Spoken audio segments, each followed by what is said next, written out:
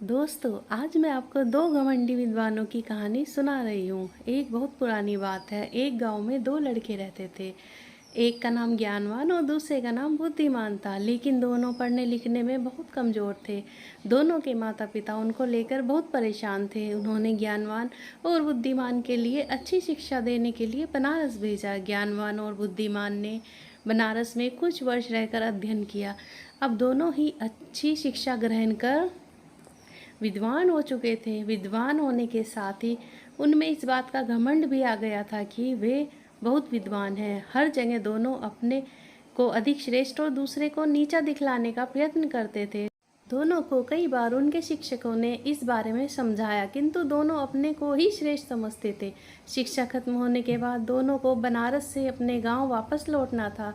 रास्ता बहुत लंबा था। चलते चलते उन्हें रात हो गई और उन्होंने एक गांव में अपना डेरा डाला। गांव के जमींदार को पता चला कि उनके गांव में बनारस के विद्वान आए हुए हैं। जमींदार साहब ने दोनों विद्वानों को रात्रि भिक्षाम और भोजन के लिए अपने घर आमंत्रित किया। ज्ञानवान और बुद्धिमान दोनों जमींदार के घर गए।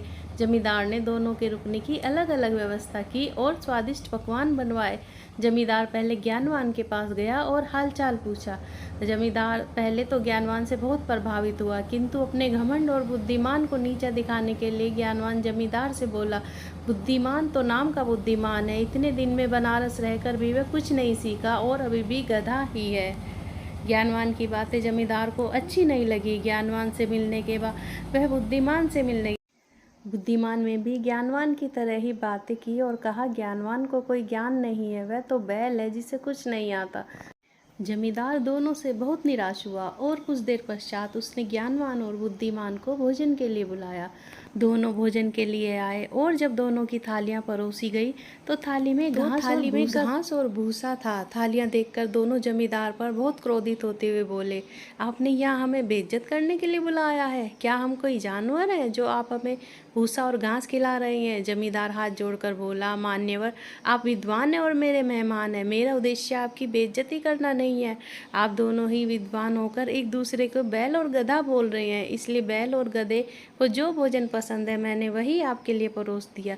जमींदार की बात सुनकर ज्ञानवान और बुद्धिमान को अपनी गलती का एहसास हुआ और दोनों ने एक दूसरे से क्षमा मांगी और जमींदार को धन्यवाद दिया। जमींदार ने भी दोनों को स्वादिष्ट पकवान खिलाए और दोनों की खूब आवभगत की। दोस्तों, हमें इस कहानी से एक सीख भी मिलती है कि कोई कितना ही बड़ा विद्वान क्यों ना हो, अगर एक दूसरे को नीचे दिखलाने का प्रयत्न करता है तो उसे भी नीचा देखना पड़ता है। दोस्तों, अगर आपको ये कहानी पसंद आई हो तो लाइक, शेयर एंड सब्सक्राइब ज़रूर करें।